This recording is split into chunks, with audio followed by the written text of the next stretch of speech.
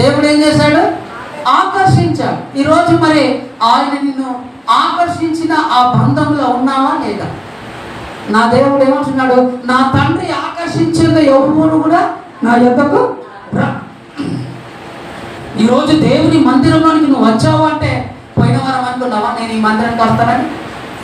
అనుకున్నావా? పోయిన సంవత్సరం అనుకున్నావా? ఒక 10 సంవత్సరాల క్రితం అనుకున్నావా? దేవుడు ఆకర్షించిందే ఎవరు ఆయన దగ్గరికి. ఈరోజు నువ్వు దేవుని మందిరానికి వచ్చావంటే దేవుని కను దృష్టిలో నువ్వు ఉన్నావు.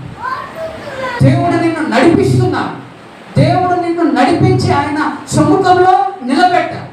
ఈ సత్యం నీకు అర్థమైతే నేను ఎందుకు దేవుని మందిరానికి వచ్చాను, నా పట్ల దేవుని ఉద్దేశం ఏంటి, దేవుని మందిరంలో నేనున్నాను, నాకు కావలసినవి ఏంటి, ఇచ్చేవాడి దగ్గరికి నేను వచ్చాను. నువ్వు ఎక్కడికి వచ్చావు? ఎక్కడికి వచ్చావు? ఇచ్చేవాడి దగ్గరికి వచ్చావు. కాబట్టి నువ్వు ఎట్లా ఉండాలి? పొందుకోవడానికి అర్హత కలిగినటువంటి వ్యక్తిగా ఉండాలి. నిన్ను అందుకోవడానికి ఆకర్షించిండాట దేవుడు. నేను ఊరికి ఆకర్షించలే దేవుడు. నేనేం చేయాలని?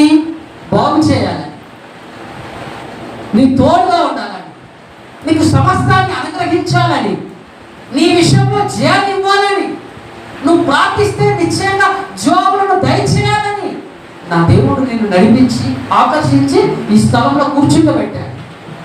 ఊరికే రాలే ఈ స్థలంలోనికి. నువ్వు దేవుని ప్రణాళికలో ఉన్నావు కనుక వచ్చావు. దేవుని కనుదృష్టిలో ఉన్నావు కనుక వచ్చావు. దేవుని ఉద్దేశంలో ఉన్నావు కనుక నువ్వు వచ్చావు. ఆ ఉద్దేశం ఏంటిదో తెలుసా? నేను అన్ని విషయాలలో ఆస్తికంగా మార్చాలి. నువ్వు మనసు తిప్పబడి ఎప్పుడైతే దేవుని వైపు తిరగబడతావో అప్పుడు ఎలా ఉంటుందో తెలుసా నీ పరిస్థితి?